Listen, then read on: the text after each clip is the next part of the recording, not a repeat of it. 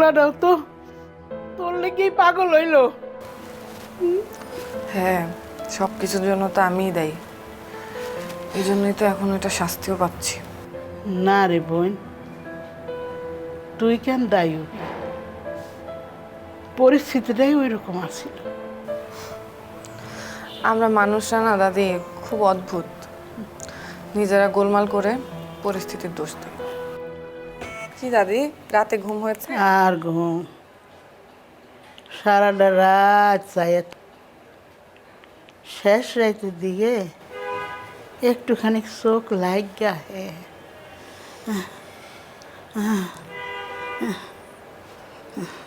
দেখি আর আর ইঞ্জেকশন দিয়ে কি হইব বোন?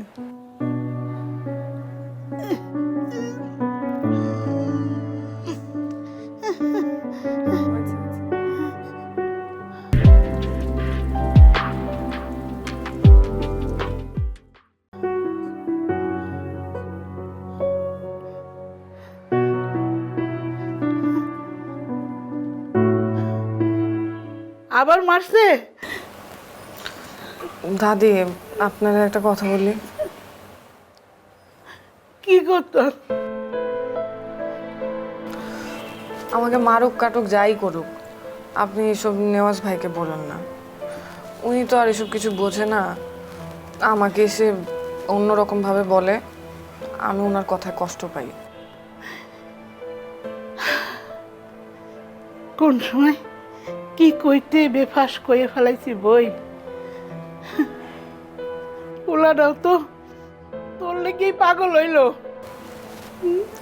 হ্যাঁ, সব কিছুর জন্য তো আমিই দায়ী। এই জন্যই তো এখন এটা শাস্তিও পাচ্ছি।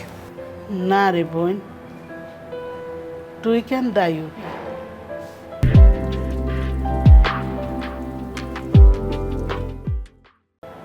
পরিস্থিতিটাই ওই রকম আছিল। আমরা মানুষরা না দাদি খুব অদ্ভুত, নিজেরা গোলমাল করে পরিস্থিতির দোষ দিই। কোনো কোনো সময় মানুষ পরিস্থিতির কাছে অসহায়। তুই ঠিকই কইছস, মানুষ কোনো কোনো সময় পরিস্থিতির কাছে অসহায়। আচ্ছা বোন, তোরে যে পানি পড়া দিছিলাম, হেরে তুই জামাইরে খাওয়াইছিলি? হ্যাঁ, সেটা তো কবেই খাওয়াইছি। রাগ কমে নাই?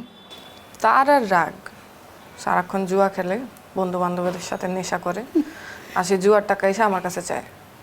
টাকা না দিলে মারধর করে। কোনো কাম কাজ করে না? কাম কাজ মন চাইলে করে, তার তো নিজেরই গাড়ি। মন চাইলে গাড়ি নিয়ে ভাড়ায় বের হয়ে যায়, মন না চাইলে এরকম নেশা করে পড়ে থাকে। তোর বাপে এটা কেমন পোলার লাগে বিয়া দিল যে কাম কাজ করে না?